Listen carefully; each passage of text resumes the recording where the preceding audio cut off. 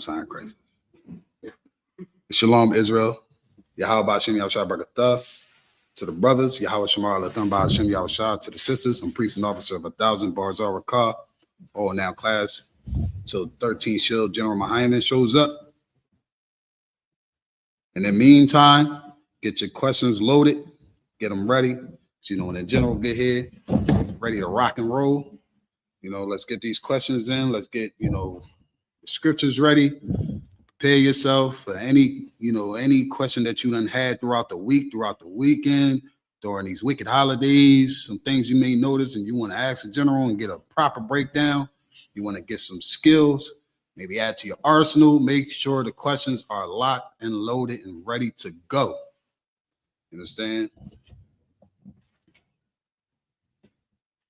First thing I wanted to get into is let's just have a discussion with my brother I.S.U.P.K, right? Understanding that blacks, Latinos, and Native Americans. Firstly, again, I'm priest and officer of 1,000 Bars Rakah from the Israelite School, Universal Practical Knowledge. Started out at 1 West 125th Street under command of General YAHANNA, where we teach biblically who we are according to the Bible. Blacks, Latinos, and Native Americans spread it throughout the world, make up the lost 12 tribes of Israel. The nation of Israel can be located in the Bible historically. You understand? Genetically, blacks, Latinos, and Native Americans are God's chosen people. That's the word of the Most High.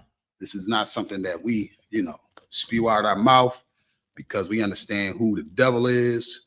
You understand? This isn't a Black revolution group. This ain't a, an activist group or none of that. We strictly here to provide blacks, Latinos, and Native Americans their heritage, their culture, and their identity. That's it. 2025, blacks, Latinos, and Native Americans suffer from an identity crisis. Identity crisis. How strong, is an identity crisis. Identity crisis can take away your strength as a people. Identity crisis can, have us going, through our lives, trying to figure out who we are, discovering religion to try to fill a void because, again, we don't have any structure as far as a culture. We have a loss of a language. We have a loss of an identity. Right.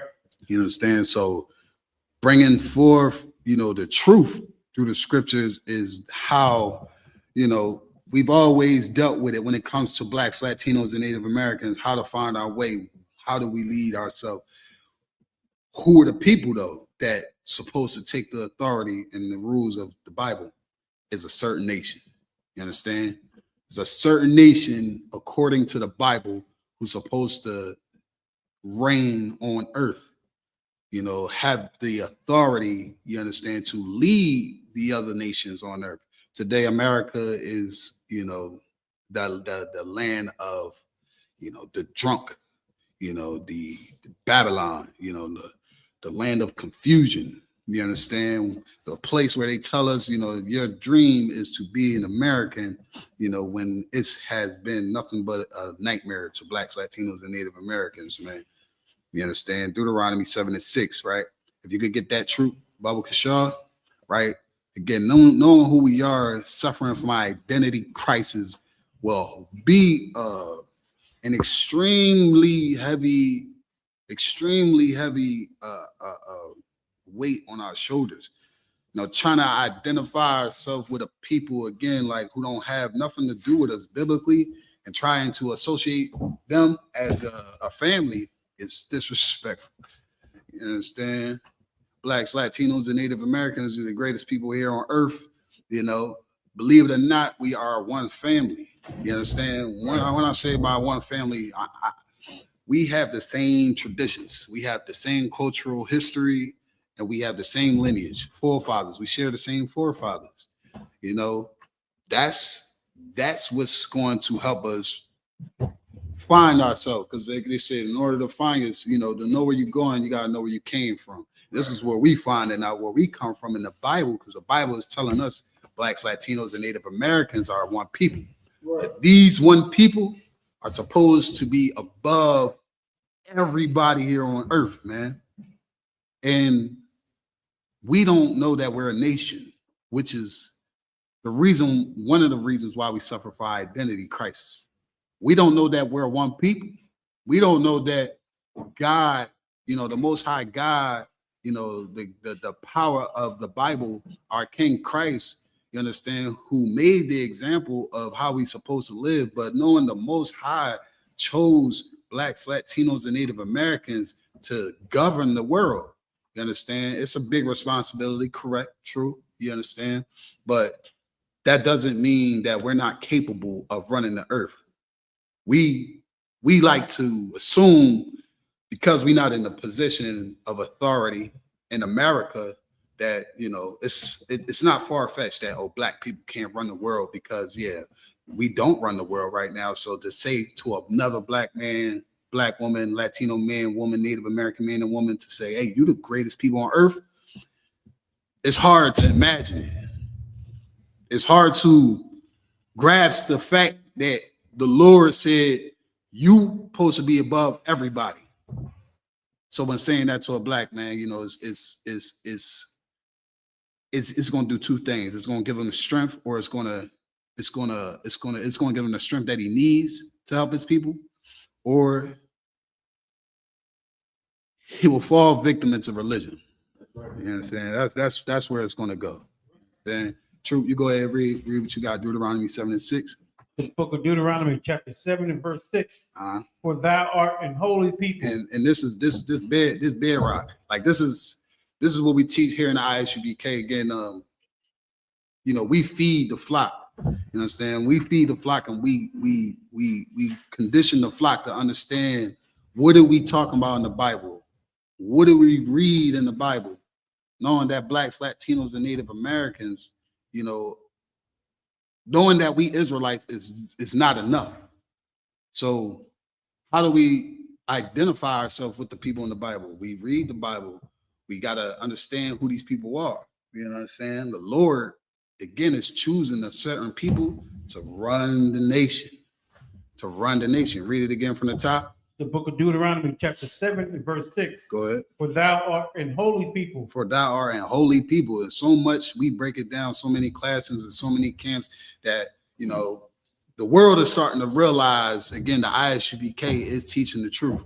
Because we hear, I've heard personally, people try to break down, not the scriptures, but they'll say, without the true understanding that, hey, Blacks, Latinos, and Native Americans, or these people, we like to recycle or reiterate the Bible without really truly understanding where it comes from. You know what I mean?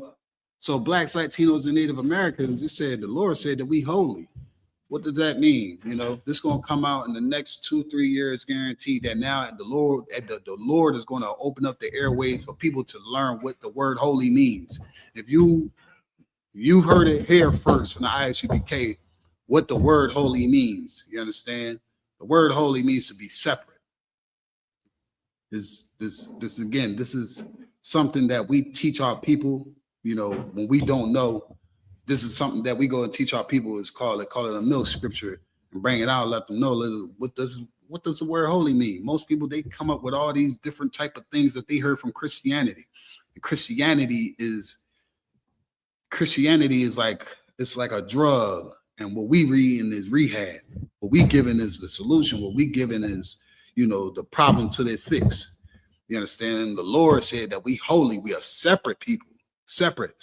So a Christian won't say, hey, God loves everybody. That's what they're gonna say off rip. Immediately they're gonna say God loves everybody. But God said these people are holy, they are separate. You understand? This is right here letting us know that the Lord don't think like us. He don't think like an American. He don't think like a Christian. You understand? The Lord ain't thinking like an American. What do Americans say? They say, what they say on the back of a dollar? They say, under God, go ahead, about in God we trust. In God we trust. You understand? In God we trust. Who is we? You understand? Who is we? You know what I mean? Those people saying in God we trust, those are the same people that saying we trust in God, or the same people that put God's people in captivity. You understand? So to know, again, that we are supposed to be separate, That's what the Most High said. The Most High said that we supposed to be separate. You know, you wash your clothes, you don't wash them blacks and whites. You know what I mean? You separate them. Why? Because that's how it's supposed to be. You know, you separate your time. You understand? You don't merge everything together. The Lord is not with merging things together. Again, here in America, Christianity is one of the faces of America. You understand? And they teach us to get together. The Lord said, nah, y'all separate. You know, the Lord said we are separate people. Continue, read. Unto the Lord thy God. Unto the Lord thy God. That right there, like the Lord said, yeah, not only are you separate, but you belong to me. You understand? You get put under my wing, under my protection, under my shadow. That's what the Lord is saying. Like these people who are supposed to be separate, they're supposed to be in my shadow. They're supposed to walk in my ways. You understand? These are my people. I'm gonna take responsibility for these people. You understand? Blacks, Latinos, and Native Americans in America, we don't know that we are these people. We don't know that we are the separate people. Outside of America, they know that they understand nations. They don't look at the world like, oh, we are together. No, they don't look at the world like that. You know, these other nations, they have their culture, they have their pedigree. You understand? They have their God. You understand? They don't look at the world like you could go over there in China, Indonesia, you understand, in these crevices of the earth. You understand? These people know that they are not the same as Americans. You know, as far as from what I heard, that people outside of America, you know, don't trust Americans because of the lifestyle, because of the stories that have been said, because of the way that we live. They say we're corrupted here in America, but we're not corrupted here in America. America is corrupted. America has been corrupted. The people of America who so-called discovered and established its constitution here were corrupted. So the story gets put on the people who are here, and we're separate. You understand? Although the Christians will say that, you know, Christ was sent here for everybody. That's another thing. You know, Christ wasn't sent here for everybody. Christ, you know, said that the salvation was only for the Jew. And why did he say that? Because the Lord was clearly making a separation here, and Christ followed that same code that the Lord followed. You understand? Read on, Truth. The Lord thy God has chosen thee to be a special people. See, and that's the part where a Christian will feel so violated, will feel so, you know, disrespected because they spent majority of their life believing that black people and white people and Chinese people are supposed to be together and love your neighbor and all that. Where that right there, the Lord said, no, we supposed to be a special people, above people, you know. So who are we talking about here? Who was we talking about in this time? You know, the context is what matters. You know, those people were the people who were dealing with God. Moses was being dealt with the Most High. Moses was, you know, the voice of the Most High at that time. And Moses wasn't walking around with everybody on earth. Moses didn't come to, you know, free the Egyptians. Moses didn't come to free the Canaanites. Moses came for a specific people, a separate people. You know, they understood nations. You understand? This was clean. They understand nations. You know, we understand not here in America that we separated by a nation, but we understand that we have a choice of religion, and religion is what separates people here in America. You know, doesn't separate us because the Lord said, like here in Deuteronomy 7:6, the Lord said that we separate because he chose us. What separates people here in America is religion, language. You understand? What's some other things that separate people here in America? You know, well, we got culture. You understand? There's other things that separate us here in America. Let's go on the lower level. You got streets, corners. You know, this corner don't get along with that corner. You understand? This neighborhood don't get along with that neighborhood. You know, they understand what's separate. Why don't we understand when the Lord says something is separate? Why we gotta say, oh no, God is for everybody. God is, that's not what he meant. But we reading out of the Bible. You understand? For a Christian to not understand, the Bible is the reason why, again, the teachings, is what put a stumbling block in front of majority of our people. You understand? Go ahead, read it on again, True. Read it from the top again, Baba Kashar. Sir. This is the book of Deuteronomy, chapter 7 and verse 6. For thou art an holy people unto the Lord thy God. That's right. The Lord thy God hath chosen thee to be a special people unto himself. Unto himself. Go ahead. Above all people. Above who? All people. Above who? All people. Above all people, man. The Lord said, listen, you're going to be above everybody else. You're going to be above everybody else, man. You understand? A Christian would cry because, again, all their life they were told to practice or believe that everybody has salvation. But it don't say that anywhere. It does not say that. You understand? When Christ said that he came here to, save, Blacks, Latinos, and Native Americans, and he said the Jew, he didn't say the Jew, was everybody. The Jew wasn't everybody who was underneath, that law. But the Jew wasn't everybody scattered on earth. You understand? The Jew was of a certain kind of people. They came here. Well, we was established here, and we brought forth law, and these other nations came here and wanted to rebel against the Most High. Wanted us to choose, wanted us to make a choice. Understand? How do they force us to make a choice? By religion, trying to X out the Most High's people. How we gonna know we separate if we all think that we supposed to be together? That's what religion teaches. You can be a Asian Muslim. You understand? You can be a white black supremacist. You understand? You could be a white man who loves black people. I got black friends. I got a black friend, so I love black people. That's what they say. You got Asians, they are still culture. They love hip hop more than black people. They would dress up like black people. You got the Jews, who dress up like Run DMC. Trying to steal, our culture, rob us from, the music industry, the diamond industry, the banks, and all that. And all they can say to us is, listen, y'all gonna do what we want y'all to do, because why? We know that y'all not supposed to be, we know that y'all supposed to be separate. But how, again, identity crisis is a reason why we don't feel like we deserve that. The identity crisis of not knowing Blacks, Latinos, and Native Americans are a nation is the reason why we suffer.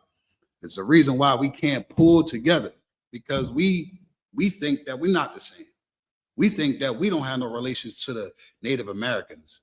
We think we don't have relations to the Hispanics because of a language barrier, because of a culture that they enforce on our people. You understand? But a religion would have people thinking that they are one under God, when the Most High God of the Bible said that, hey, we're supposed to be above all nations. Right. That right there would destroy, again, the philosophy and thought and spirit of a Christian, because a Christian would try to bring everybody together under that banner, and it ain't nothing but destruction coming towards a Christian church. To the Christian church, the people don't know. You understand? Read on, Truth. Above all people that are upon the face of the earth. Listen, that's just like a black man. He ain't gonna tell you once, tell you twice, he ain't gonna tell you a third time. You're supposed to be above all people, and reassured about saying, hey, above all people on the face of the earth. Because black people, we don't like to believe nothing until we see it. We damn near don't believe nothing until we hear it. The Lord was saying, hey, we above all people. Above the people on the face of the earth. And who else is on the earth with us? Who else is on the earth? Who else we got as far as nations? True. Other races. According to the Bible, like who else is here with us? The Edomites, so the oppressor, the devil of the Bible. You understand? That's who has us in this captivity. That's who has us in this bondage, man. Who else?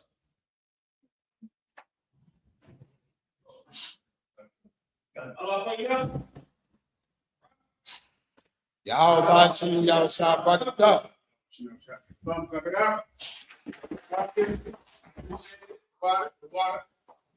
Wait. Let's get to your questions. Akim, Aguatian out there. I'll take all of your questions. Mi nombre es General Mahayaman. Estoy al servicio de el General YAHANNA. Somos la Escuela Israelita de Conocimiento Práctico Universal. Comenzamos en 1 West Calle 125, Harlem, Nueva York. Desde mil gracias. Nuevo 69 debajo del mando. General YAHANNA. Carnales, esta es la verdad.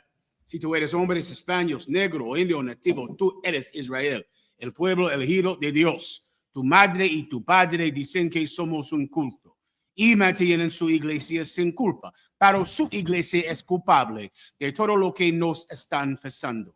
Órale. As tu preguntas, I'll answer any questions that you might have. I'm ready to rock when you are. Any questions online? Yes, sir. This is from Sacramento Israelites. Gotcha. Shalom, Yahweh Shem Yahshua Lucky General. If I may, can I get a breakdown on Genesis chapter 3 and verse 15? Why does it say woman seed? Why does it say woman seed? No problem. I'll go ahead and read it for him. I'll break it down for you. This is the book of Genesis chapter 3 and verse 15. And I will put enmity between thee and the woman, and between thy seed and her seed. The reason it's saying woman seed, meaning when it says her seed, it's saying woman seed, is because it's speaking about her children. Because every woman that has a baby has had sperm inside of her. And that sperm grows into a beautiful baby boy or girl.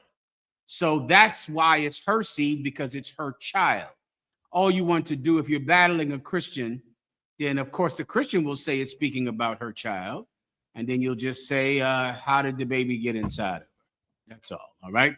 The seed, usually this battle comes up because some Christian believes that babies can be born without sex. Years ago, Captain Desaryak battled some child molester that was in a giant battle because he said his children were born, I forget the name of it now, some way where you didn't have to have sex because he was in jail when his children were born. Go look up that video. It was ridiculous to me at the time. The wife, you saw it not? The wife said, it must be true because when I conceived my child, Polite was in jail. I'm sitting home like, good Lord, man. Are you joking? They said that in the battle, young brother. Botham gene. Not Botham. I don't know who the hell. But you get the point. None of that is true. Every woman that has a baby, she does have a seed. A man put it inside of her. The earth has seeds in it. You get my point? The fruits put seeds into the ground. The seed is speaking about the woman's children. So what this verse is saying is that there will always be hatred, enmity between the children of Eve and the children of the serpent. That's what it means. That's why it's saying seed, all right? Or her seed. Anything else? Next question is, this is from Nawanya. Shalom, Adawan. One last thing. Let me just tie it in a knot for everybody. When Polite was in jail, his wife had sex with somebody else. Is that clear to everybody? I wasn't sure because of battles like that. I don't know if y'all know. When Polite went to jail, his wife had sex with another man, just like your girl did back when you were in jail. She had sex with somebody else. When Polite came home, she told Polite this was a Botham gland pregnancy. Polite said, no problem, because I want your daughter anyway. Everyone understands, all right? Anything else? Yes, sir. This is from the one Yala. Shalom Adawan. If I may, can I get a breakdown on the new year and its paganism? I'm glad you brought this up. Clap it up for that. I needed to go into this anyway. It's almost slipped my mind. Let me go into the new year. Also, give me the days of the week in English and the days of the week in Spanish. And I'll show you their pagan, or how each holiday, each day of the week, each month is named after another god, because each one of those days is representative of that god, so that you can worship that god at the top of that month or on that day of the week. Okay, right now we're about to go into our oppressor's new year. I think it's in a few days, right? And the oppressor's new year is in January because it is set up for the worship of the Roman god Janus, which is the god of doors or the god of beginnings. The Romans during the time of Julius Caesar made that the number one god. It was always their primary god, but he denoted this day, this month to Janus, all right, with the Julian calendar. Janus is what January is named after, right? The god Janus, the god of beginnings. So that's why the new year is always in January, at the beginning of January, because it's the beginning. And this is the worship of the god Janus, who is the god of beginnings. Everyone understands. The god Janus, I believe he's the same god as Saturn. The Greeks and the Romans have the exact same gods, but they changed their names. Like Mercury is Aries. The Greek god Mercury is the Roman god Aries, and all of the Greek and Roman gods are the same. They just switched their names from Greek to Latin. All right. So January is why the white man makes the new year in January. The actual new year is during the time of springtime, when actually new life begins in the springtime. The new year is not a day. It's not a specific moment. It's not a tick on the clock at midnight. It's a season. And the white man, his entire system is set up the way you would have to set up a system under a slave, to push a slave forward. Even the New Year's has a time to be at work. Just like you got to be at work at 9 a.m., the New Year is 12 midnight. 12 midnight on the dot. That's the most high God, brother. He truly has an evil and wicked slave over us who wants us to be a slave. Because even the seasons are on the clock. Everything is on the clock. The new year does not start at 12:01 midnight, January 1st. The new year is a time. It's a season. It's the springtime. Come on. Please. It's cold. It's not even winter yet. Winter coming the 21st of December. That's hell. That's rough. Yeah, it's cold, young man, because it's winter. That's kind of how you know, right? That's rough out. Okay, so January, the white man says that the new year is in January because he's worshiping the god Janus. Then you'll want to worship the god February. February is the she-wolf that supposedly suckled Romulus and Remus when they were, orphans hiding in a cave from their father, who was trying to kill them out of jealousy. That's a common theme all throughout Greek and Roman mythology. A child being killed by his father so that the child can have sex with the mother, because the child is always competing with the father. It's always, I forget the name of it, when it's like this rivalry between fathers and sons over inheritance and the mother's love. And that's a common theme in white people's life today. And it was a common theme all throughout Greek and Roman mythology. All right. February is the worship of that wolf. December is named after 10, the number 10. August is named after Augustus Caesar, right? That's the time to worship him. Give me another month. June is after the goddess Juno. The goddess Juno, which is a fertility goddess, the goddess Juno, or the goddess of peace. Any more? April is another Greek goddess. Her name is April, and she's a Roman goddess. All of the months are named after gods. All of the days of the week in America. Friday is named after the god Freya. Freya is a Norse god. Wednesday is named after Woden, or Thor, not Thor, Woden. What's the guy who fought Thor's father? Odin. Odin is Woden in Norse language. So Wednesday is the day to worship Odin. Thursday is the day to worship Thor. Friday is the day to worship Freya. Sunday is, of course, the day to worship the sun god.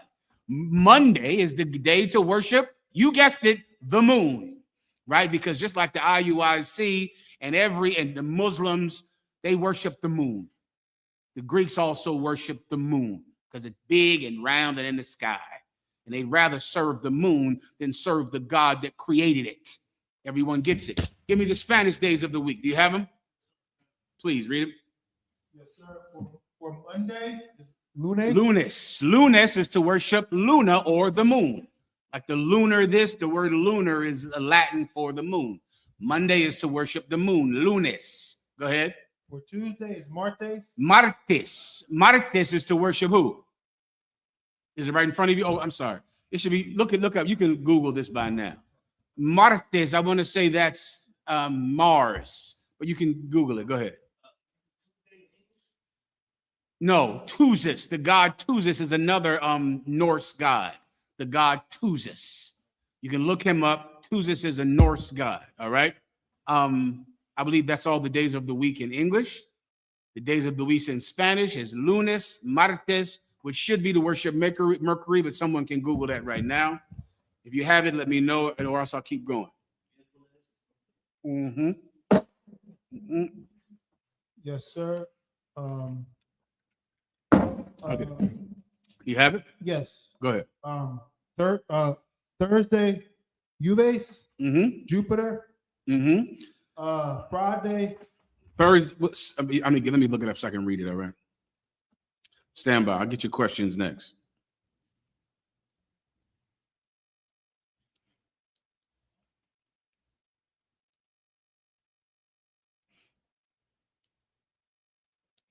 Stand by. Stand by. Bang. Okay, I said lunes, right? That's to worship the moon. Martes is for Mars, right? Miraculous is to worship the god Mercury. Mercury is a god. He has wings on his feet, right? He's the messenger god. He has wings on his feet. His name is Mercury. All right. He has a Roman equivalent. I forget his name. I can't recall his name now. Miraculous is to worship. Miraculous is to worship Mercury. Jueves is Jupiter's day, right? Jueves, that's Thursday, right? Viernes is to worship the god Venus. Venus is another god, all right? That's also where many of the mythological stories about the Mother Mary come from, the worshiping of the god Venus or the fertility goddess Venus. Viernes is to worship Venus. Sábado is named after what? The Sabbath. What is the Sabbath? That's Saturday. So right here in Spanish, the name for Saturday in Spanish is sábado. Sábado means Sabbath day because, of course, the Jews know that the Sabbath is the day of rest. And that's why the Sabbath is on Saturday in the Roman dialect, okay? And the last day, Domingo. Domingo is Sunday. Domingo means the Lord's Day. The Lord's Day because the Catholics make Sunday the Lord's Day. Everyone understands, all right? That's the days of the week. January is to worship a strange God. If you celebrate New Year's Eve, you are worshiping a strange God. That's what you're doing. Now, here's what you have to ask yourself, and sooner or later, all of you out there watching will come to this conclusion. You don't care that it's worshiping a strange God. That's what you have to face about yourself, right? There comes that time. I remember when I was a criminal and a drug addict and a violent man, and I remember the day when I realized it was wrong and I did not care. You understand? That day is a day that changes you because you finally get to look at yourself and now you know who you actually are. Until things happened in my life, brother, that made me care.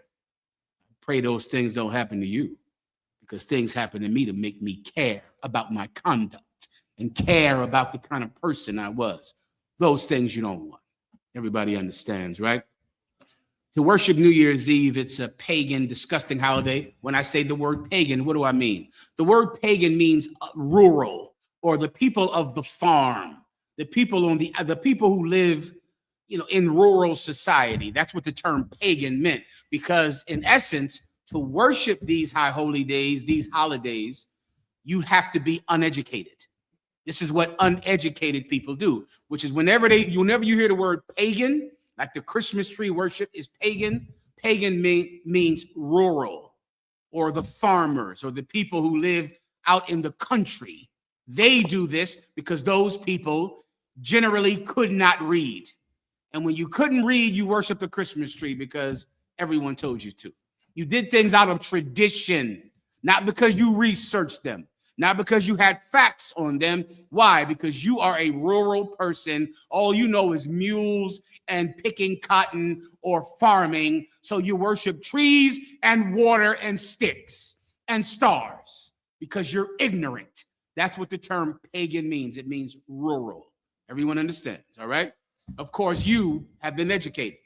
You're in the Israelite school of UPK, or at least you watch these classes under Commanding General YAHANNA. And this education makes you accountable for celebrating New Year's Eve. Now you're accountable because now you know. Now you know. It's to worship the god Janus. Also, it's ignorant to eat black-eyed peas on New Year's Eve or New Year's Day.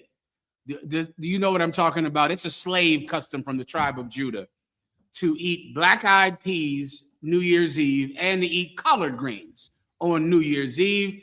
Hispanic-speaking tribes, let me know if your tribes have any customs like that. I'm sure you do. Every tribe has a custom based in paganism. It means nothing. It makes no sense. But of course, when you're poor, you'll eat black-eyed peas, hoping that this will change your poverty. You'll eat collard greens, hoping that this might change your situation. There was a day on New Year's Eve called, it was the day that slaves were sold. Slaves were sold every New Year's Day. And it was a gigantic day for slaves. And they were praying all night that they would not be sold because it was the first of the year. It was a time when their master had to settle up his debts. And because of that, many slaves would be sold. The oxen would get sold, the livestock would get sold, and the slaves would get sold. So slaves were praying all day, eating collard greens and black-eyed peas, hoping that they would not be sold. And you can look this term up. It was a day that slaves were sold, and it was New Year's Eve or New Year's Day. Everyone understands, right? These customs are pagan. They're ignorant. They mean nothing, and they're the worship of another god. Everyone understands. Cleaning your house. That's another thing that slaves would do. Oh, they get out there and they clean that house, brother, like a paid maid on New Year's Eve or New Year's Day. Why?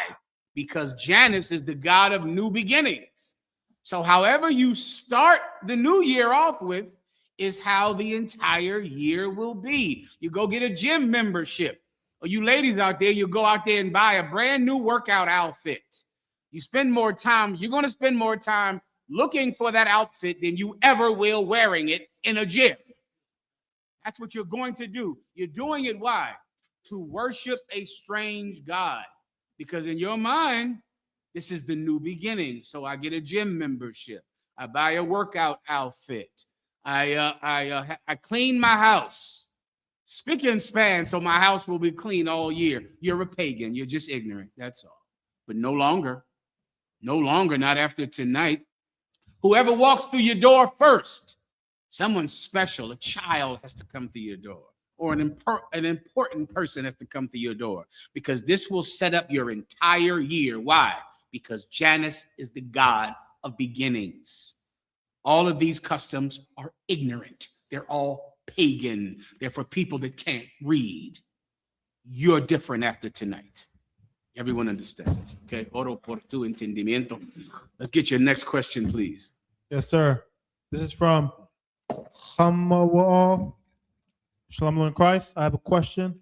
Why miracles don't happen Please. in today's time, please. like Jonah and the whale? Say that one more time.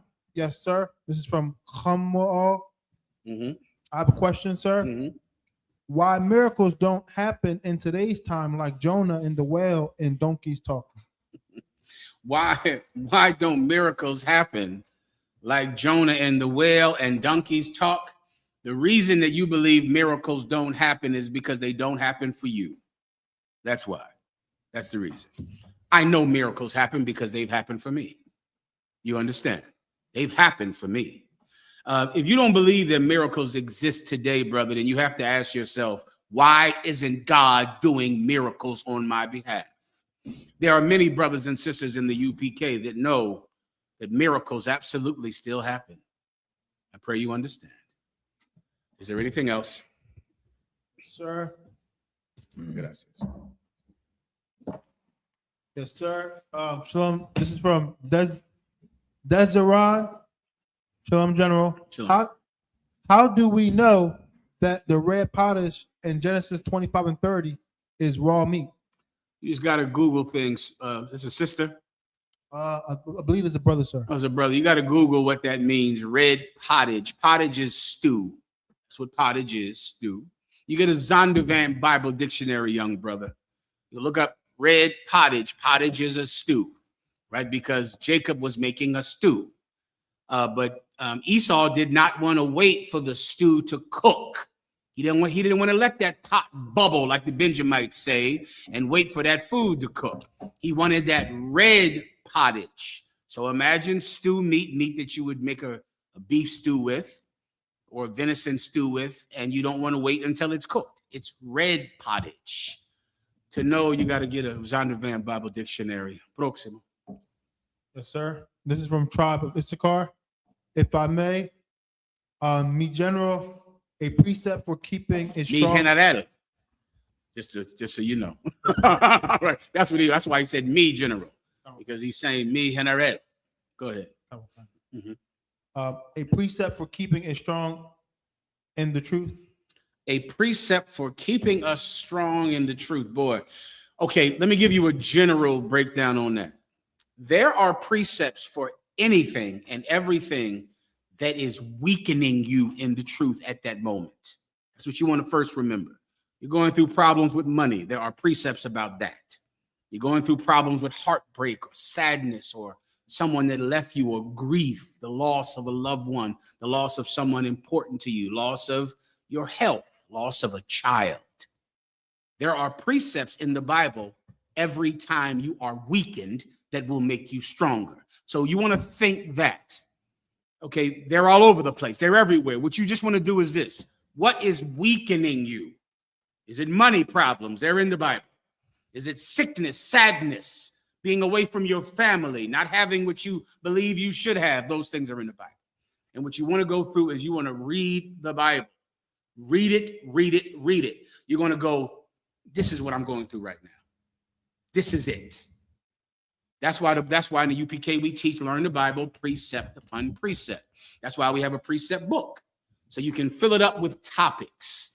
So you want to think of a particular topic. Let me go to the book of Job. The book of Job is an excellent example for brothers going through a different variation of sadnesses. Job lost his children. Job lost all of his money. Job even lost the loyalty, the comfort of his wife. He lost his health. He lost so much. And the Most High showed us that when he was going through those things in this physical world, Satan was challenging his loyalty and his integrity in the spiritual world. So now you know what's happening. Because many times as you're going through something terrible, you can think, this is just, almost like bad luck. Like this is just happening to me and this is going to continue to happen to me. You'll think it's permanent. Stories like Job show you the other side of your affliction. What's happening on the other place? What's happening where the Lord is? You're being tested. And they're waiting to see, will you fold or not? Well, many times, brother, if you know that, they're not going to see you fold. That won't happen. I forbid it. And you'll become the kind of man that forbids weakness. You understand me? That's what all these precepts do for a man. And I know there are so many people in this world that wish there was a magic pill for weakness in the spirit, for being someone that loses integrity, that loses loyalty. Let me tell you a grown man's truth, young brothers. There is no magic thing that will make you strong. You have to forbid weakness. That is the only thing that actually works. How do I know that? Because Jesus Christ did that. He forbid it. You go back to see when he was tested on that mountain, when he was on a fast with no food for 40 days. And he's on a mountain. The men with him, they can't stay awake. They're falling asleep. He wishes that they would stay awake with him because he knows he's dying soon.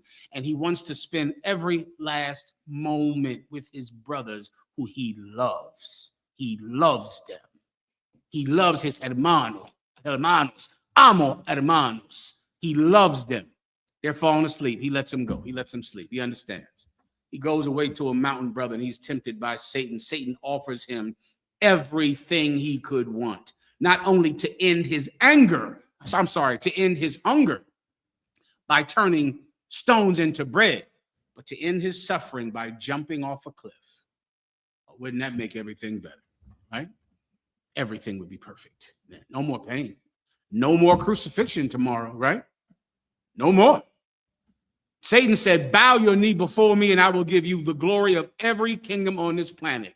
And he said, I, the Lord, say, I am the Lord thy God. Thou shalt have no gods before me. He forbid doing something like that. I can't do that. I can't do that, even though I would love to be rich and not just a fallen king's son who's a carpenter in a ghetto. I'd love to be something great, to have money, to have wealth. I'd love it, but I forbid doing this. I can't do that. I won't do that. Then he said, turn this stone to bread. Surely it will end this hunger that you're going through. The Lord said, man, yes, shall live by bread alone, but not only that, but by every word that proceedeth out of the mouth of God. I forbid that. I'm not doing that. And then finally, knowing a crucifixion is tomorrow, where he's going to be hung from a cross by his feet and hands and asphyxiate himself to death. He forbids it. I'm not jumping off of this mountain and having a quick end. Nah, I forbid it. Even so, when he came down, they were crucifying him, brother. They tried to give him poison mixed with wine. It's gall mixed with wine.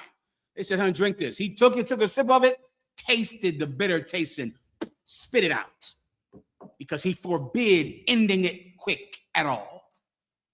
Brother, that's a precept in the Bible. You understand? That's what he did. He went through those stories. Each thing he told Satan is a precept in the Bible, is it not? Thou shalt have no gods before me is straight out of the law. He used that precept when Satan told him to bend the knee. Man shall not live by bread alone, but by every word that proceeded out of the mouth of God. That is in the Old Testament. All these precepts that he gave him were in the Old Testament. He took those precepts and he remembered them, and they strengthened his reserve to forbid weakness at all. If you don't understand, you will. You will need to. Anything else? Yes, sir. This is from Kwamida. If I may, sir, with your grace, please. Do God hear sinners' prayers? Can you give me the scripture to answer a friend? Okay, God does not want to hear your prayer. Let that be very specific for you. Give me the precept. Nor doth he hear the prayers of sinners. The Most High God, because of his network of angels, which are in this room right now, in your bedroom when you're having sex with that prostitute, his angels are everywhere, so they see everything. The Bible says he doth not hear the prayers of sinners because he doesn't want to hear your prayers. David said, Lord, hide not thy face from me in my time of affliction. The Most High God, while you are suffering and dying, he'll just turn his head so he doesn't see it. He doesn't see what's happening to you. Lord, hide not thy face from me in my time of affliction. God, if he chooses, can just ignore you. That's what he'll do. And that's what he's done to blacks y Latinos for so long. For so long, he just turns his head, winks his eye, closes his eyes at us. Give him the precept and then we'll move on. Yes, sir. This is the book of John, the 9 and verse 31. Now we know that God heareth not sinners, but if any man be a worshiper of God and doeth his will, him he heareth. That's your precept. There's another one too. But we know that God heareth not sinners. Officer Knock.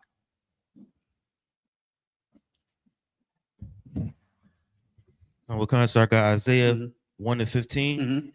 And when ye spread forth your hands, I will hide my eyes from you.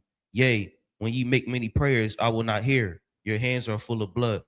That's your precept. All right. Is there anything else? Sir.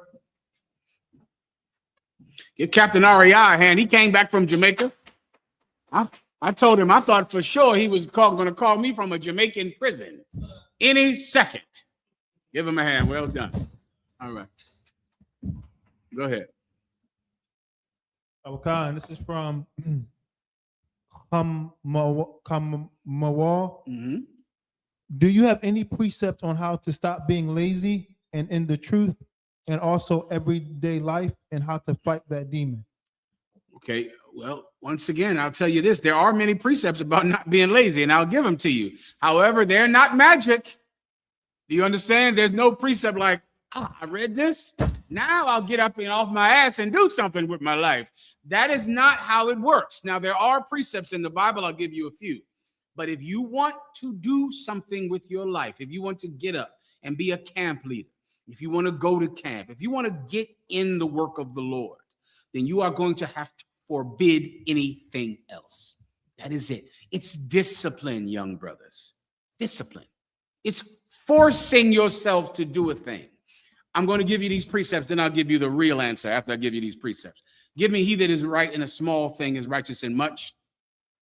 And the thing that is little is righteous in much. I would always start there. Give me what's the other one I usually would give? Make thy election sure. I would take that. And I would also take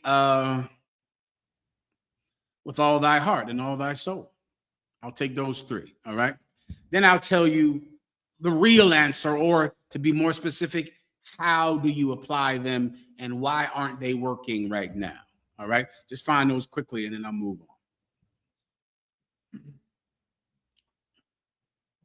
Yes, sir. This is the book of Luke, chapter 16 and verse 10. Mm-hmm.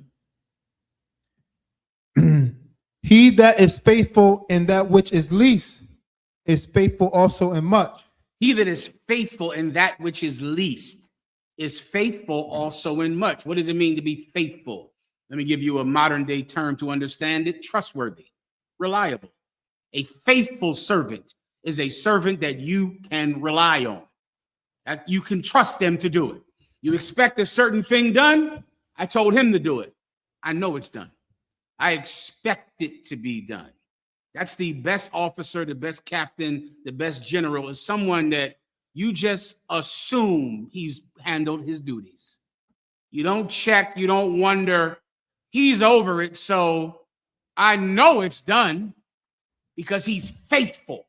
You want to develop that kind of reputation where you are absolutely predictable. Someone who is unpredictable will not be a good officer in the Israelite school of UPK. I told him to come to camp. Will he show? So menos, some more or less, maybe. I don't know. He might show up. Will he pay his tithes? Might. Yeah, I don't know. Will he? He said he was going to be at camp tomorrow. Is he going to be there? We'll see. Primeramente Dios. We'll see. Lord allow.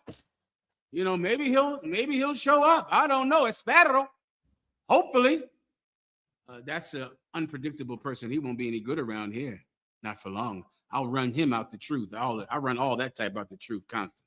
I make it my, profession to run the weak out of this school. Someone that's predictable, faithful, right? He that is faithful in a small thing is faithful in much.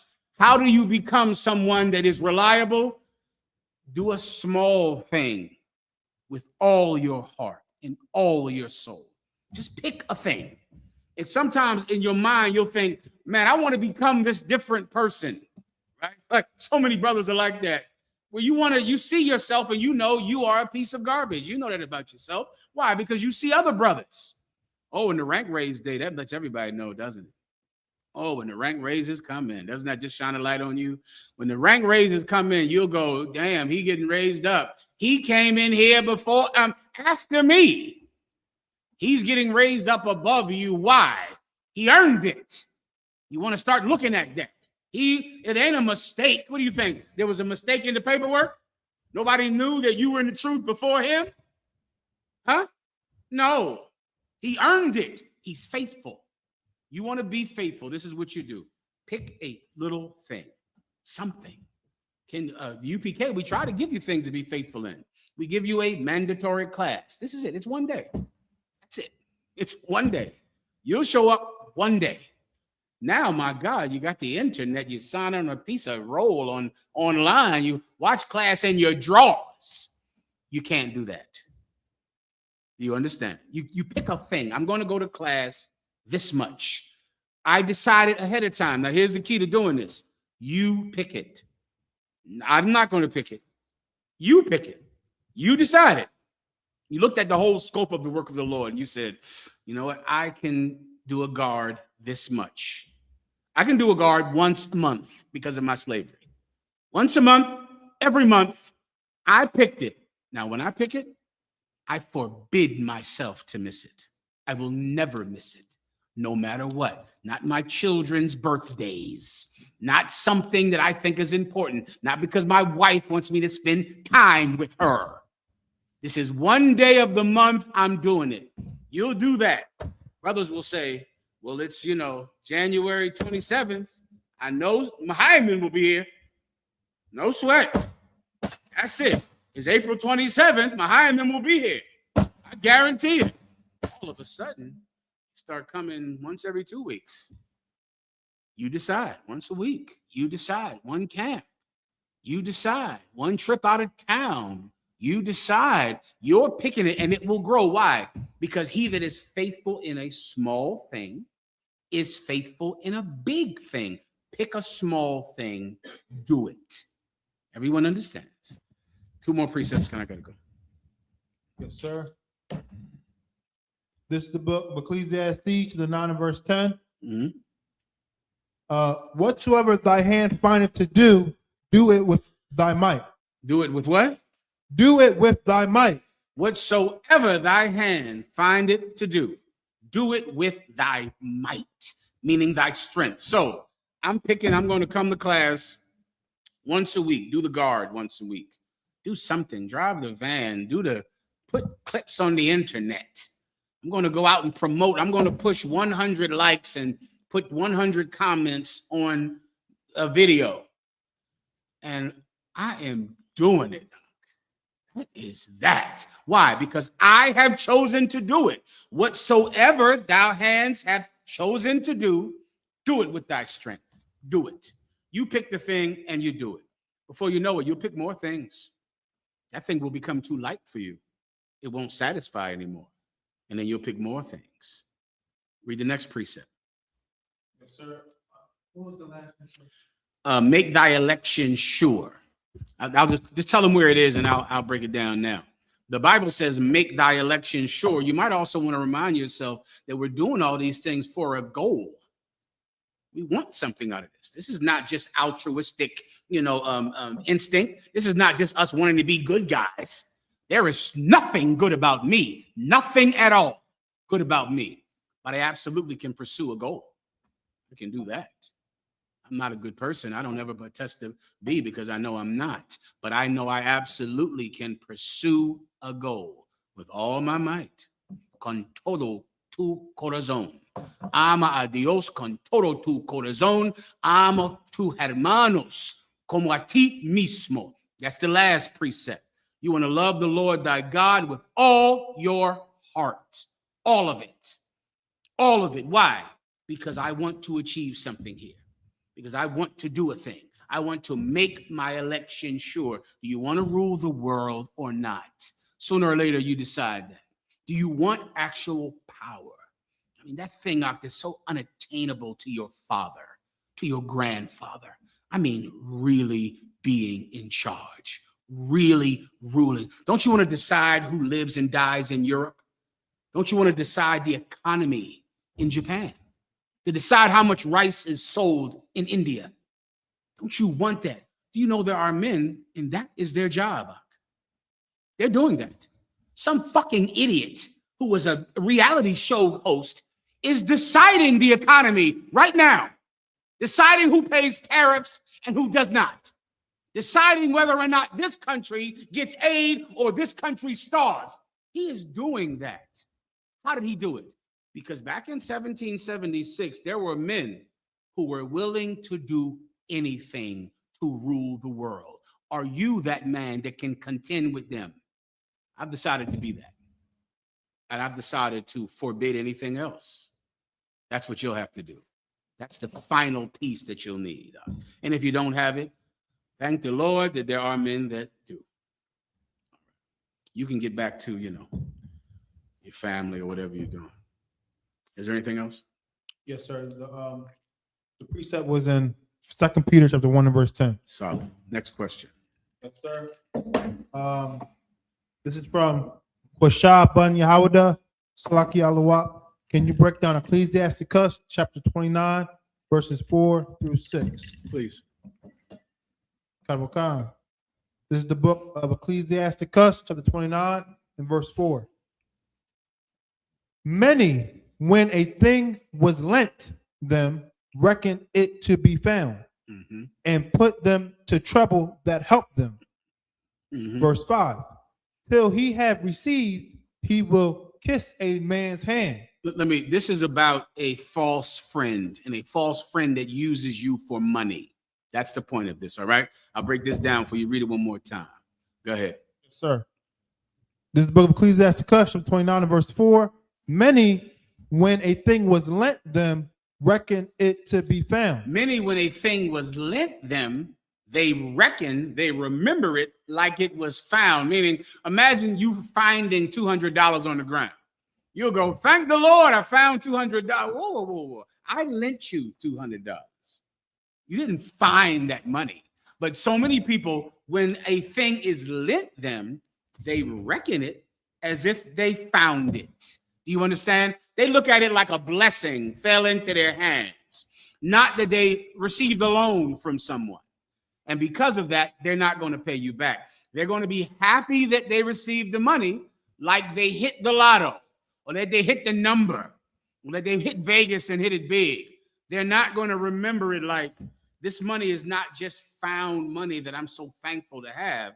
This money is a debt to pay back. They won't think of it like that. They won't reckon it like that. Continue. And put them to trouble that helped them. And they will put them to trouble that help them. What's the trouble you're going to go through if you help someone by lending them $200? The trouble of saying, do you have my money?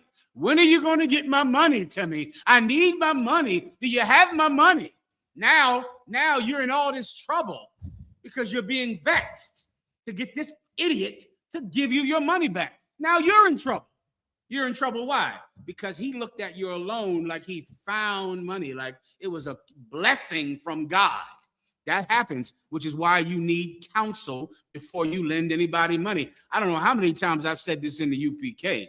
You should not be lending anyone any money without getting counsel to do it. You shouldn't be doing your stupid business ventures, your idiot plans. All of you are a bunch of stupid entrepreneurs like Puff Daddy. All of you want to be Puff Diddy and start a record label. And then before you know it, you're going to shoot each other over it. You should not do it. You shouldn't. Here, this Bible is in the Bible. We've learned it. We've taught it. I'm teaching it again. Let's see if it works. Read it one more time. Yes, sir. Many, when a thing was lent them, reckon it to be found, and put them to trouble that helped them. Verse 5. Till he have received, he will kiss a man's hand. Till he have received, he will kiss a man's hand. He wants your money. Before he gets it, God bless you, brother. Oh, you're just a wonderful brother. Is that a new frankincense? Did you buy some Tazariak oils? My God, you smell so good. Where'd you get that garment from? That incident. Who braids your hair, brother? You got wonderful hair braids. Oh my God. Oh, I watched your class last week. Oh my God. The scriptures came alive. I heard Jesus is black, but not quite like you break it down. Before he has received, he's going to be kissing your hand. Keep going. And for his neighbor's money, he will speak submissively. For his neighbor's money, he will speak submissively. He's going to do it. Keep going. But when he should repay, Read that again. but when he should repay, Read it again. but when he should repay, Oh, but when he should repay, when it's time to give the money back, go ahead. he will prolong the time. He will prolong the time. That's the Bible, brothers. All right. That's in the Bible. You see how everything is in there, right? Everything in your life is in there. Everything. Keep going. And return words of grief. And do what? And do what? And return words of grief. And return words of grief. Now it's time for him to grieve you and hurt you now because you already gave him the money already. I've even had people call the UPK. They leave the truth and they pay tithes to give some donation and then they want the donation back. You are never getting any money back that you give to this school. If you give this school your rent money and your child's college fund, it is gone. You will never receive it again. Your mother needs a heart surgery. You're not getting the money back ever. Everyone understands. Anything else? One more verse, sir. Please. And complain of the time, verse 6. And he complains at the time. You know, that's like, but I need more time. Come on, I need more time. He'll complain. Now he's not kissing your hand anymore. No more compliments now. Now he's grieving you with his words and complaining about giving the money back today. He needs another week. He needs next week. He needs 2 weeks. He needs to tell the paycheck or top of the month or whatever that garbage is they always say. Keep going when the taxes come in. That's next. When he gets his taxes, continue. Verse 6. If he prevail, he shall hardly receive the half. Read that one more time. If he prevail, if all of this trouble works of you grieving him, you will hardly receive the half of what you gave him. Continue. And he will count as if he had found it. And he is going to act like he found it. He's going to act like it was, once again, a miracle to get it. Let me explain something to you. You want to know how do you do more in the work of the Lord? You want to know how to use survive weakness. You want to know how to pay a debt back that you owe. Here is the missing piece. It has to be important to you to do. There is no man that will not do a thing that is important to him. That's it. The reason you're not doing more in the work of the Lord is because it's not important to you. The reason you don't pay your tithes, but you do pay your light bill and you do pay your phone bill, is because your phone bill is important to you. You don't want that phone to get cut off. How will you get whores on Instagram without this phone? How will you stalk 35 women all for your woman to get in your phone and find out how many whores you're talking to on your phone? This phone is life and death to you. It's important to you. Not important enough to put a code that's hard to break, but important to you to never get it turned off ever. It's important. You pay your phone bill, you don't pay your tithes. You go see your woman or some slut, or you don't go see your woman, but you go see the new young tail that you get. That new girl you're haunting, the new girl you're stalking like a jungle cat. You go see her, but you do not go see your woman. Her, she calls me. I'm talking to her all the time. I'm the one that's talking to her. Walk in the room and hear her crying. She's on the phone with me. You're not there at all because I know you are jungle hunting more tail all over the internet. So I talk her out of making Facebook posts and YouTube clips about you. I talk her out of doing every evil thing in the world that might embarrass this school. That's what I'm doing. You would be doing it if it was important to you.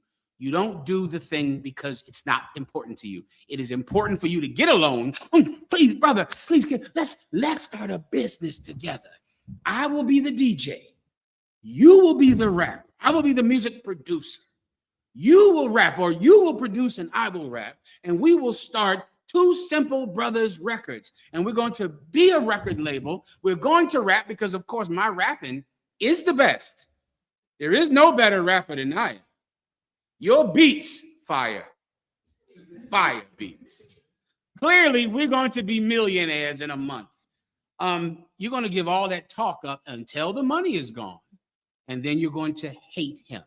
That's how it works. It's like a marriage, you know. When you meet a woman, like Juliana always said, when you meet a woman that, because you are such a stupid idiot, meet a woman that will be a good ex-wife, because whoever is with you is going to become your ex. So you want to look at her and be like, will she make videos about me? She won't. Okay, I'll marry her because I'm going to lose interest in her anyway. Meet a good ex. Meet someone who you think will be a good ex. And when you go into business with some brother to become a record label or to become some entrepreneur, what's the brother that will be a good enemy? Because he and I are going to be enemies at the end of this. Are we going to get in a fist fight? Are we going to shoot each other? No, then I can't pick him. You need a brother that's just going to just stop talking to you. You don't need a brother that you're actually going to shoot each other in the middle of the street. Everyone understands. I know you don't. I'll move on. Is there anything else? Yes, sir. This is from Ayathan. Salaki, sir. May I have a breakdown on Romans chapter 2 and verse 4? You got it. Yes, sir. This is the book of Romans, chapter 2 and verse 4. Or despises thou the riches of his goodness and forbearance and long suffering? You better go me 2 verses. Is there something in specific about this he needs? Just a general breakdown, sir. Go ahead. Read 1 verse above it then. Yes, sir. Verse 3. And thinkest thou this, O man, that judgest them which do such things? Read 1 more verse above it. Kavokah. Verse 2. But we are sure that the judgment of God is according to truth against them which commit such things. 1 more verse. Kavokah. Verse 1. Therefore thou art inexcusable, O man, whosoever thou art, thou judgest, for wherein thou judgest another, thou condemnest thyself. Okay, I think that should be a good place to start. When you judge another, you condemn yourself. What judging are we speaking about here? Just so you could understand it, just to make sure you don't have any Christians still left in you, give me Romans, the 6th chapter. Romans 6, that's what you need. This is the book of Romans, chapter 6 and verse 1. What shall we say then? Shall we continue in sin? Give me the saints shall judge the world. I think that's there, but I could be wrong. Yes, sir. Kavokah. Know ye not that the saints shall judge the world? Maybe 6 and 15, and maybe it's not there at all.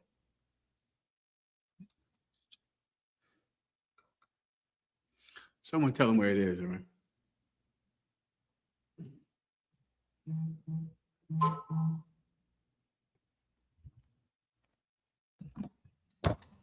Yes, sir. I think it's 1 Corinthians 62. Okay. This is the book of 1 Corinthians chapter 6 and verse 2. Mm-hmm. Do ye not know that the saints shall judge the world? Keep going.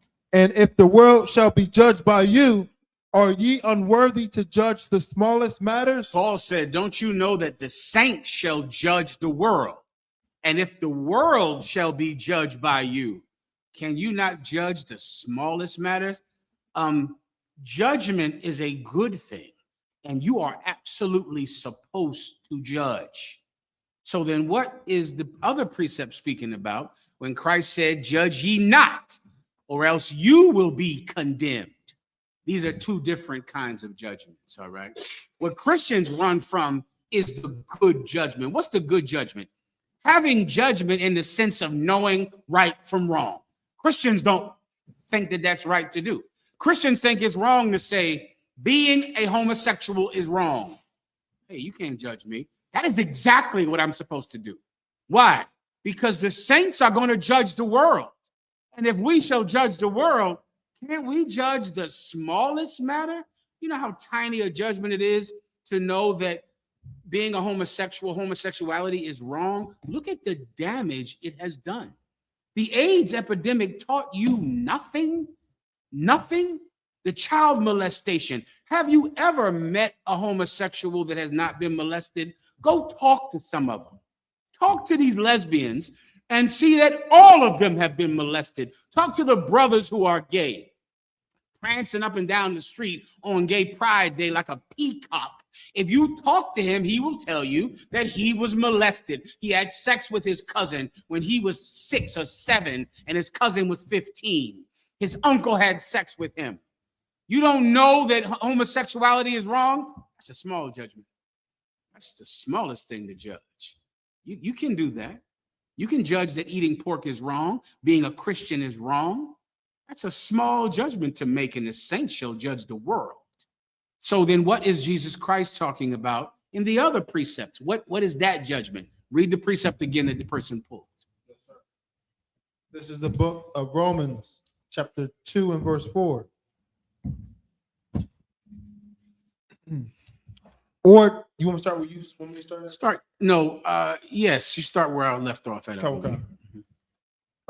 Romans 2 and verse 1. Therefore thou art inexcusable, O man.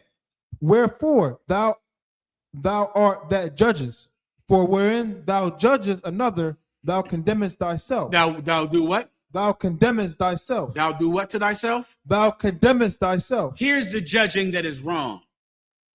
To pronounce a judgment and to carry it out. How do I know that? Because it said, when you judge another, you condemn yourself. Why? Because the judgment that's wrong is condemning someone. Now, I know you because you're a Christian. You think condemning someone is saying you're wrong. That's not what condemning someone is, young brother. Condemning is what happens when you go to court and you murdered someone in states like Alabama or Texas or Mississippi. You get condemned, which means you get put to death. You get the death penalty. The judgment that's wrong is not the judgment of character, the judgment of right and wrong, the judgment of saying that's wrong. You shouldn't do that. You should stop that. The judgment is wrong is when you go and try to harm a homosexual. You go and try to kill someone or harm someone physically because they're committing a sin. That is the judgment that gets you condemned because you are condemning them. You're killing them because you believe they're a whore or a prostitute or a sinner of some kind. You go out and shoot them. You go out and harm them. Like the people on January 6th, they went to go kill the vice president, to go kill Nancy Pelosi. The people that go and commit acts of terrorism and go shoot people, Osama bin Laden and the white terrorists that are running rampant through America right now today. They're hurting people because they believe those people are sinners. That is what the Bible says not to do. But you're absolutely supposed to say, that's wrong. You should stop. That's good judgment, and it's small. It's small. Everyone understands, all right? I believe I broke it down for him. Anything else? Sir.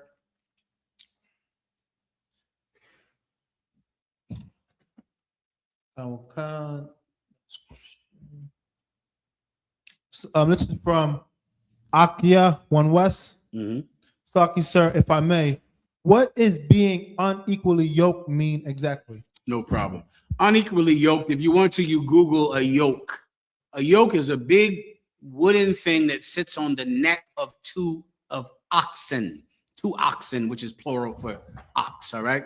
You got 2 oxes, they're plowing a field. That's how farming was done years ago before they invented tractors. They had 2 giant 3,000-pound oxes, and they pulled a giant metal scoop that went deep into the ground and dug out holes so you could throw seeds in them, right? You would have a team of oxen, right? And they would pull. Now, if they were evenly yoked, then neither one pulled on the other more than the other one. So then the plow went straight. Because, of course, there are some times when you had horses or a team of horses pulling something, you would have a lead horse, like an old-timey stagecoach. If you've seen before in old documentaries, one horse is slightly in front of the other. That's the lead horse. That horse is there on purpose because really the driver is pulling him. So he's just pulling the lead horses. What's that thing? I want to call it a leash, but it's not right. What's the thing? The reins, the water. He's pulling the lead horse. And the lead horse, he pulls him left, he pulls him right. The lead horse is pulling the rest of the horses. Everyone understands, right? But when you're plowing a field, you want to go straight. You want them straight ahead. So you tie them even. So none is tied in front of the other. Well, if they're unevenly yoked, then one of them is the lead ox. And the lead ox pulls the other one, but that other ox does not pull the lead. This is what it means to be unevenly yoked with unbelievers. You are feeling pressure to go to their house for Christmas. You're feeling pressure to go to their house for birthdays and for New Year's Eve, and you feel it. You feel it like, I'm going to go. My mother called me 2 days ago. She said, our Captain Aria is home from law school and Mayan is home. Bring them to my house for family day. I said, what if I'm down on the phone like, what is family day? I says, I'll be in New York on Thursday. She said, come to my house Thursday. Oh, shit. Then it hit me. Family day is on Thursday, last Thursday. Family day is Christmas. I'm sitting on the phone like, what the heck is family day? I'm in New York on Thursday, Ma. I don't know. They can't go. They're not going to be available. I in Jamaica. The other one is there. I can't go down there. Oh, shit. Is you talking about Christmas? Is that what this is all about? Well, people in the world will pull you, and you will feel the pressure to go to their house for Christmas, to celebrate their birthday, but you're not really celebrating birthdays, right? You're just going over her house, just to have fun with her, just to see her, right? Just to go see the kids, right? You going over there on New Year's Eve just because they're having a party. Well, are they coming to the High Holy Day? Were they at Hanukkah? Did you pull them into Hanukkah? Will they be at the Passover? All of your unbelieving family members who will make you feel so much pressure to be with them on Christmas and New Year's Eve and birthdays. Do they feel pressure to come to class with you? You know they don't. You give them no pressure to join your crazy cult, but they're giving you so much pressure to join an organization who molests children. Well, you are unevenly yoked with unbelievers if they pressure you to come to Christmas, but you don't pressure them to come to the Lord's high holy days and to come to class in the UPK. You are unevenly yoked. Everyone understands. All right, next. Yes, sir. Next question, sir, is from One West Princess. Stocky, sir, if I may, what is the tares and wheat parable about? The tares and wheat parable is about people in the truth. Some of them are sincere. Some of them are not. And when the time comes, the ones who are not sincere will be weeded out. That's what the wheat and the tares parable is about. It's about brothers in the school. It's because Jesus, give them the parable quickly, if you don't mind.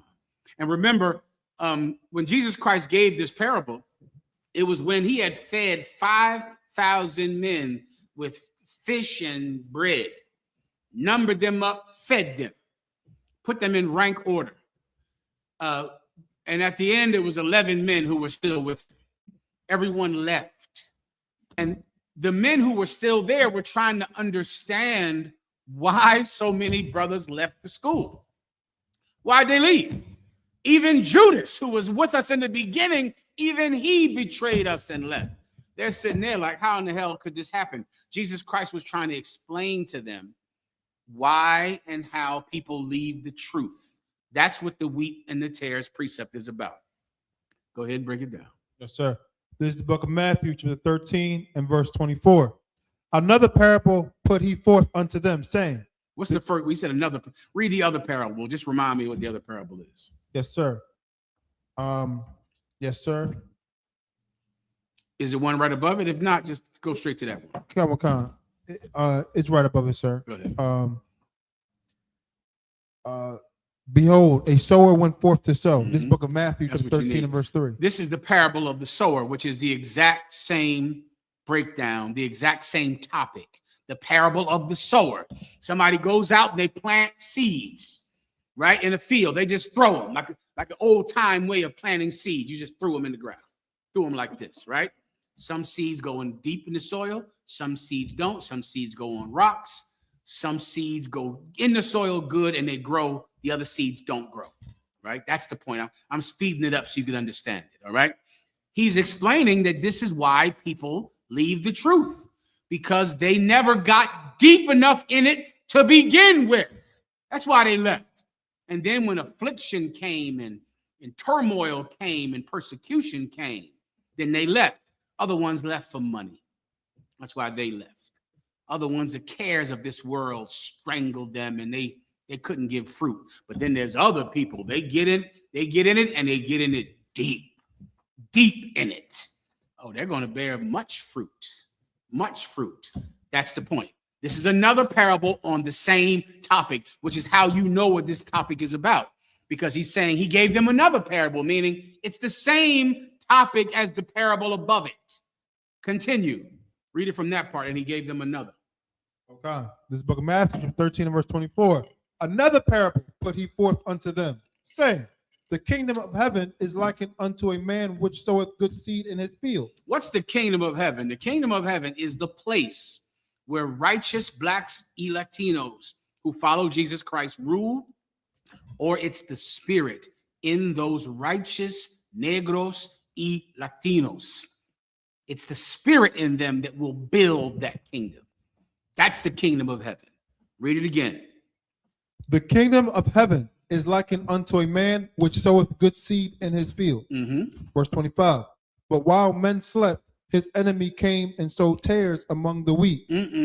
While men slept. So the farmer went out and he sows good seed in. This seed, he knows it's straight, it's perfect, it's good seed. He knows it's going to grow. But then while he went to sleep at night, his enemy came and put weeds in his field. You know, seed that shouldn't be in your field. Seed that's really going to destroy the other seeds, right? And they call it today an invasive crop, where something grows in your field that really could strangle your corn or strangle your wheat. It's called an invasive crop today. His enemy came and planted those seeds mixed in with his good seed. Keep going. Okay.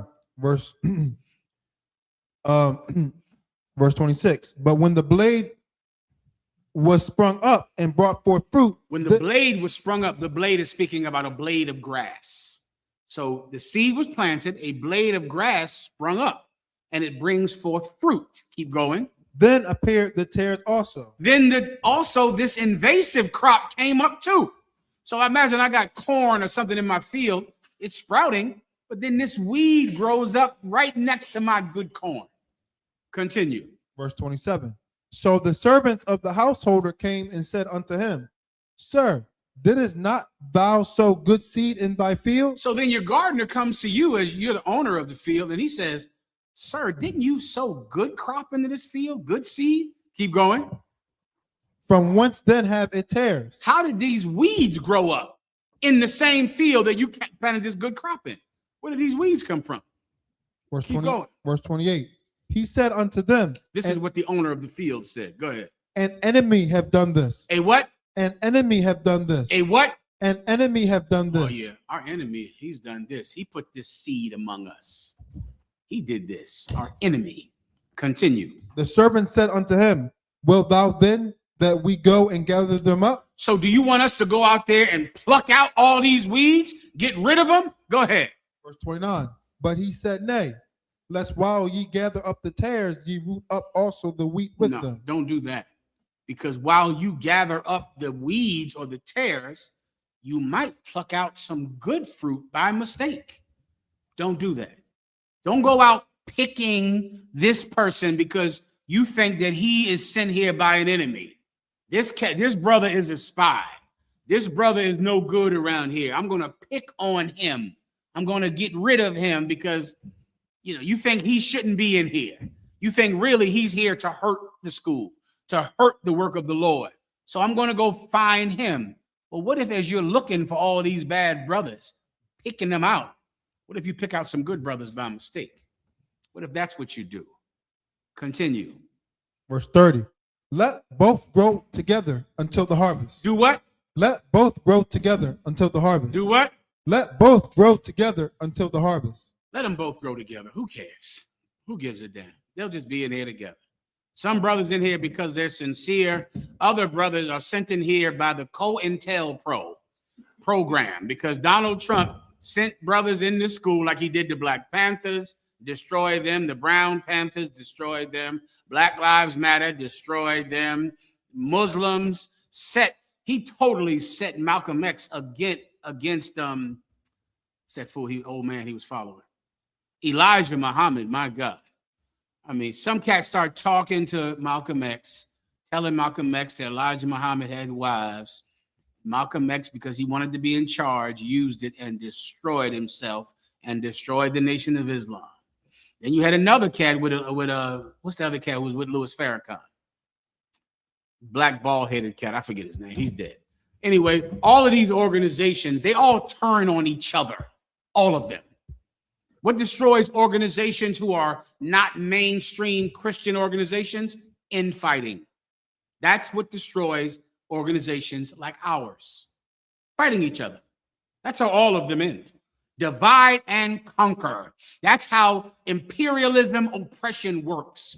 It worked with the Mexica over there when they turned the Aztecs and turned the Aboriginal Mexicans against each other. The Spaniards did it and they fought each other and then they killed each other. It worked with the Civil Rights Movement. It worked with the Nation of Islam. It worked with the Black Panthers. The modern name for it is the COINTEL program of the FBI, when really the members in the organization work for the government. They're there. I have a story in my phone I was going to bring out on Thursday, where these cops in Detroit went to raid a biker gang. And they pulled guns out on the biker gang. The biker gang pulled guns on them, and they were both cops. And they shot each other.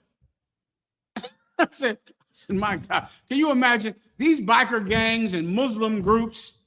Half of the members are cops. They're all cops. So when the cops raid the place, they say, freeze police. The biker gang says, you freeze, we're the police. And they shot each other, and it's in my phone. In Detroit, Michigan. You can look it up and Google it right now if you want. Because so many of the members are really sent there by an enemy, sent there to get people to commit crime. That's why if anyone in this school tells you to commit crime, that person works for Donald Trump. Whoever tells you we should go rob this person, we should go steal this, we should go commit this tax fraud or this PPL, what's that loan y'all brothers were getting when y'all was stealing that money from the government? PBL? PPP. Let's go get a PPP loan. Let's all come together and get a PPP loan. Any brother in the Israelite school of UPK that is telling you to commit crime, he works for the FBI. Everyone heard me say that, right? That's what his job is. He wants you to go fight somebody, to go rob someone, to get in some credit card scam.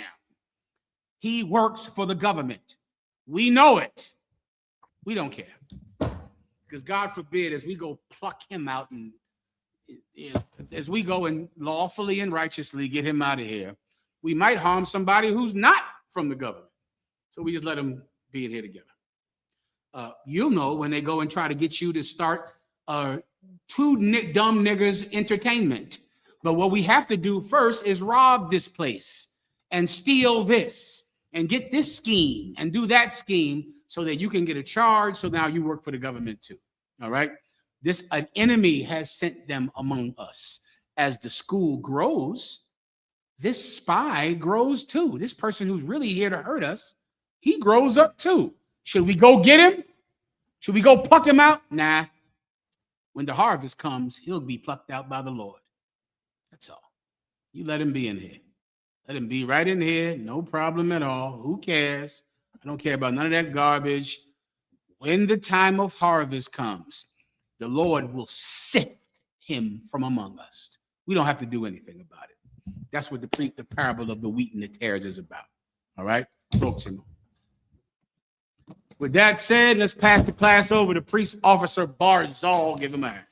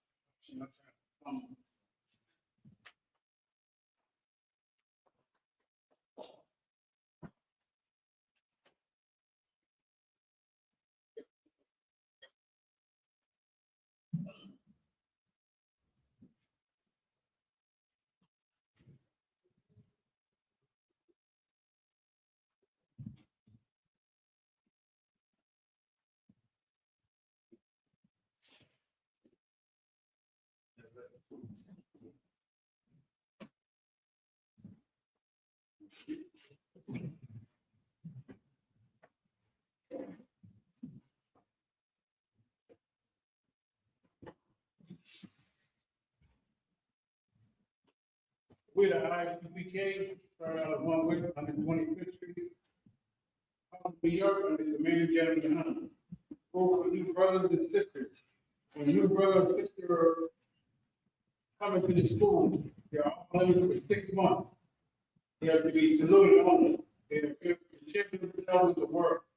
If they need transportation, the teacher will arrange it. After 6 months, if a brother or sister has an interest in a particular person, he or she must get permission from the head to speak to a brother or sister. There's another 6 months in which the brother or sister will report each other. After this month period, the brother or sister will get permission from the head to their God, which is the commandment, numbers 18 and 21, Malachi 3, 8 and 10. Please 10th in the Hebrew, Masharah. 10th of every penny of any increase, give to the Lord. Give to your treasury department, priest fund, free will offering for the priest, not mandatory, whatsoever amount you would like. I'll come with convocation.